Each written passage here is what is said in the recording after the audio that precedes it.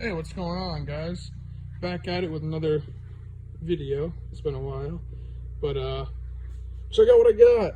A broached out YZ250. I found this on Facebook, not on Marketplace. Guy messaged me directly. I made a post on a forum said I was looking for a YZ250, cheaper the better, blown up, whatever. Do another little not quite as detailed bike, but a a little bit of fixer upper because I've been wanting one of these for a while. It's a 2006 YZ250.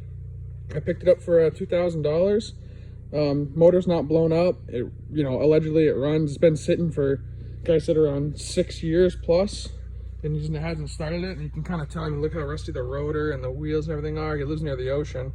They're sitting in his shed. But he had his kid and just didn't touch the bike, so it's been sitting. You can see the oxidation on the motor. Like, it's been sitting for a while. So I'm hoping today we can get this thing running. So I like to do like a little, video. YZ250 sits for 6 years and see if we can get it running. Definitely needs a little bit of work. Like, I think these are, maybe these aren't. Maybe I thought they were like spray painted. Maybe they are spray painted. I don't know. They're pretty terrible looking now.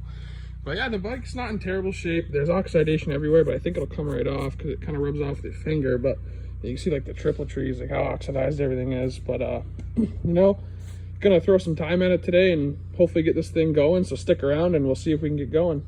All right, first thing we did here was bring it outside, give it a power wash, and clean it up a little bit. Yeah, I think the motor came out looking a lot better. Everything came out a little bit cleaner, I think. Trying to clean it up a little bit. So we got some little rust off the pro circuit. Smoke still looked terrible, but hey, chain's a little bit better, not much. But like, the motor looks a lot better, a little bit cleaned up, not so corroded. So first thing I would always do when I buy a new bike is always give it a good wash, even if it's clean, because you're really paying attention when you're washing something, so you might see things you didn't notice before.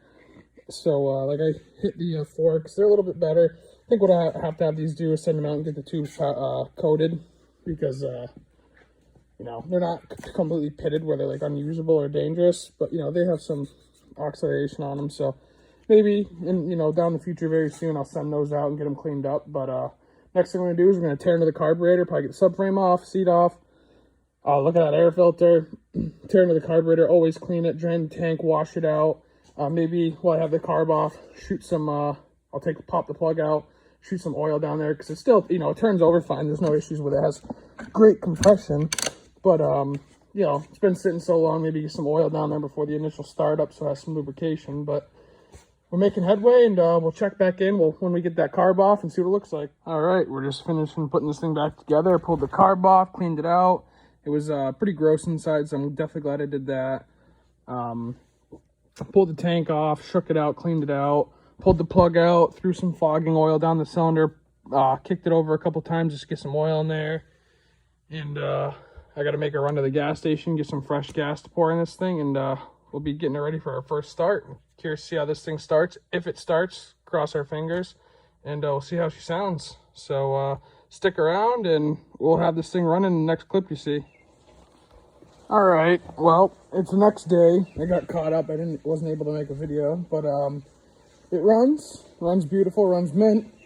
Was doing some tinkering around with it. As I started it up, I noticed that there was actually a transmission fluid leaking out of the ignition cover. It ended up being the seal on the clutch arm was bad, so I picked up a new one of those yesterday, put it on. Also, upon further inspection, I noticed that it was leaking oil between out of the base gasket. I took this nut off because it was stripped and it couldn't tighten anymore. I don't know how well you can see it, but so the head wasn't bolted down all the way. So I mean the jug, so it was kind of just leaking out of there. So I shut it off. I'm like, yep, that's enough of that. So I actually ended up ordering a new stud, 4 new nuts, and a new gasket kit. That way I can pop this head off, the jug off, and the head off. New gasket, new stud. That way it's all tight, back together, no more leaks. I did end up throwing a new chain, or a new used chain on it that I had kicking around.